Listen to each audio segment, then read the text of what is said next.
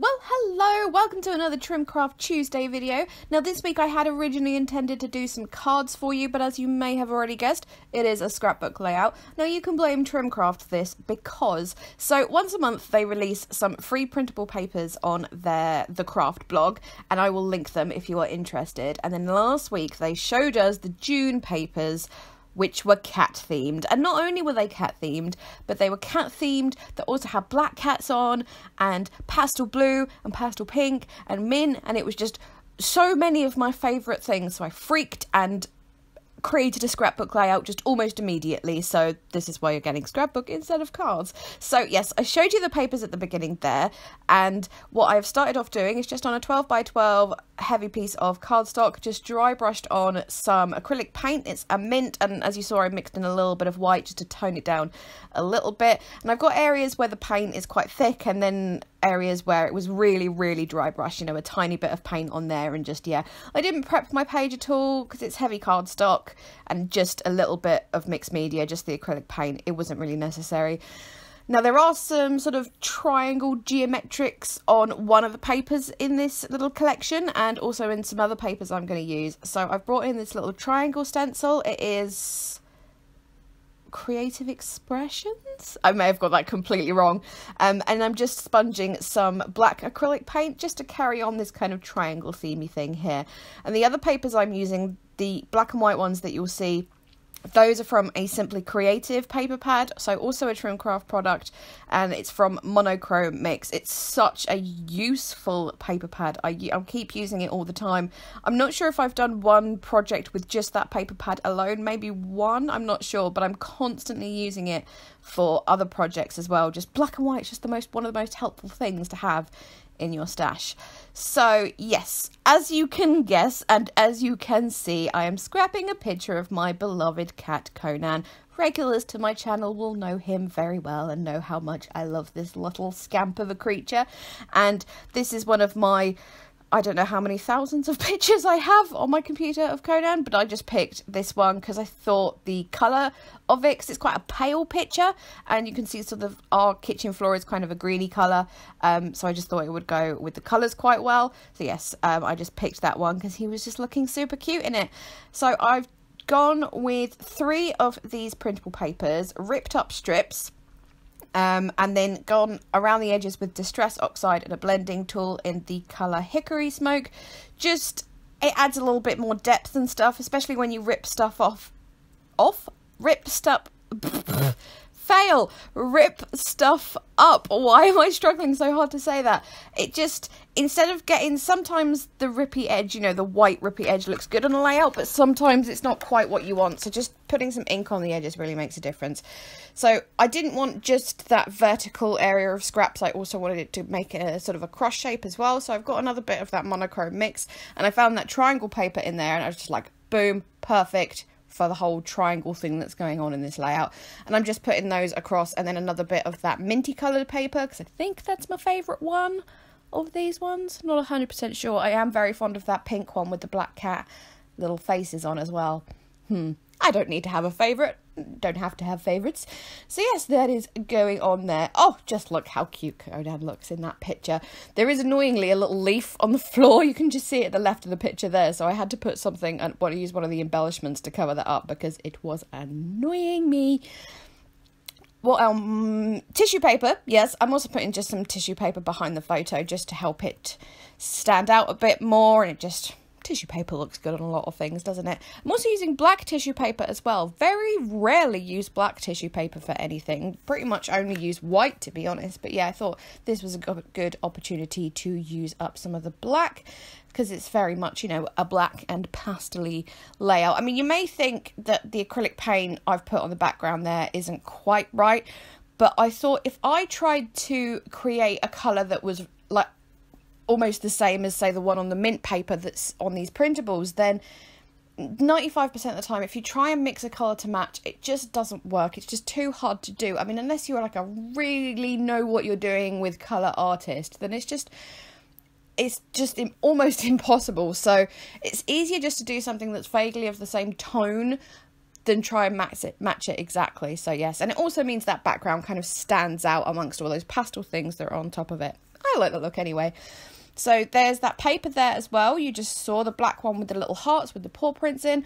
I just got my 1-inch heart punch to punch those out. It wasn't exactly the same heart shape, but it was close enough. And I'd already fussy cut a ton of these little graphics. So you get 4 or 5 just A4 printable whole papers that you can print off. And then there's another one that has all these little graphics. There's a little cat, there's the pause and reflect, some more hearts, a little circle with a cat. There's my favourite one, which is like the rosette thing that says proud crazy cat lady. I printed that off 4 times, I think. I scaled it down into various different sizes and fussy cut the lot. So yes, that took a while. That might also be why I punched out those hearts, because my fussy cutting fingers were getting achy by this point. So yes, that's all I'm really using for embellishments, is all those little bits that came in the free printables. So yes, those are going on just like so. I wasn't going to include any of the yellow at first. I was just going to stick with the mint and the pink and the blue. But then I realised there's the paper that's got the little cat faces on, the white one.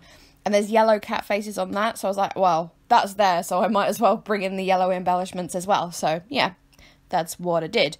Don't ask me why I'm using a various adhesives for this. Some are going on with double-sided tape, some are going on with glue dots, some with tacky glue. I never really know why I use a particular adhesive on a particular embellishment. My brain just says, you need to use tacky glue for this, and so I obey. Or you need to use a glue dot for this, and so I do it. Sometimes there's reasons, but more than often than not, there's not. So there's me covering up that leaf in the picture there. It really was annoying me. And I'm also going to add just a little cluster down the bottom left here to use that proud crazy cat lady little thing I fussy cut, just to have a sort of a subtitle kind of thing. The title of this layout is going to be called Treats ? Because that is Conan asking for treats. He sits just like that on the kitchen floor. He looks up at me, or looks up at any human, or he looks up at the kitchen cupboard where his treats are kept, as if to say, human, open the cupboard, that is where my treats are. Give me one. So that is his face that asks for treats. So that's why this layout gets called Treats ? But yes, with that cluster down at the bottom left there, I've completely forgot about putting ink on the edges of those ripped bits. So I did have to go back very carefully with my blending tool, just sort of lifting them up and doing it there. Thankfully, I didn't get any on the background itself, but I couldn't get away with not doing it kind of thing. But yeah, if you just carefully kind of lift them up and use the edge of the blending tool, you can get it done. Also use those sort of long little embellishments there, or fussy cut pieces, whatever you want to call them, of the ball of wool rolling. And then I've stuck on the proud crazy cat lady thing, and then also just stapled it as well, just because I kind of like the look of it. For that Treats ? Title, I'm using the Vicky Boutin All the Good Things thickers, because they were black and white. They went pretty perfectly with this. I always just sort of gently put them down first without sticking them, just to make sure that's how I want them and stuff. And then I put them down with tacky glue on as well, just because, and I know I've said this thousands of times, I probably say it in every single video, but when it comes to anything chipboard or anything like that, it's going to pop off eventually, sooner rather than later usually, so I always put extra adhesive on. I added some hearts, some extra of these little paw print hearts down to that little bottom left cluster.